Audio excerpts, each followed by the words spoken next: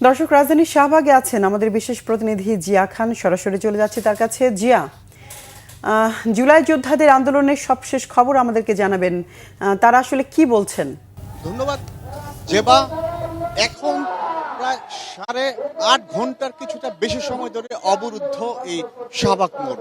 যারা অবরুদ্ধ করেছেন তারা জুলাই যোদ্ধা এবং তাদের একটাই দাবি, জুলাই ঘোষণাপত্রে যে সনদ, সেই সনদ যারা অতি দ্রুত চান সরকারের কাছ থেকে। সেই দাবিতে তারা এর আগে আরো কয়েকবার তারা আন্দোলন কর্মসূচি চালিয়েছেন, তারা রাজপথে নেমেছিলেন, কিন্তু তাদের সেই দাবি পূরণ না হয় বিভিন্ন আশ্বাসের কারণে তারা আবারও রাজপথে ফেরত এসেছেন বলে আমাদেরকে জানিয়েছেন।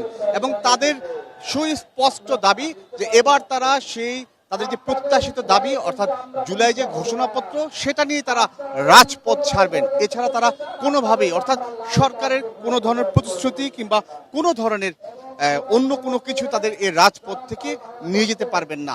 এবং তারা এও বলছেন যে তারা ফুল নয়, ফল নিয়ে তারা ঘরে ফিরবেন।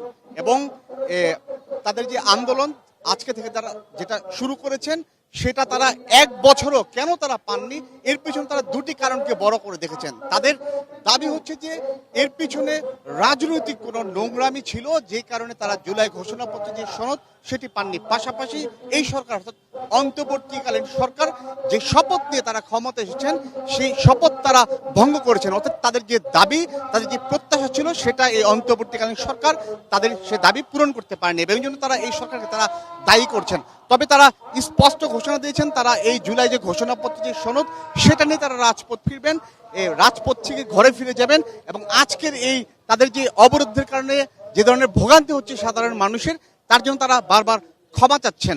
তবে তারা আরেকটা অভিযোগ করেছে যে তাদের বিরুদ্ধে বিভিন্ন ধরনের প্রোপাগান্ডা ছড়ানো হচ্ছে, সেসব থেকে দূরে থাকার জন্য অর্থাৎ সচেতন থাকার জন্য সাধারণ মানুষের প্রতি আহ্বান জানিয়েছেন। তো যেবা এখন তারা রাজপথে আছেন, রাত্র প্রায় 7:30টার উপর হয়ে গেছে, তারা থাকবেন এবং তারা তাদের যে দাবি সেটা পূরণ করে তারা রাজপথ থেকে জিয়া, আন্দোলন যেহেতু চলছে, প্রয়োজনে আবারও যোগাযোগ করব।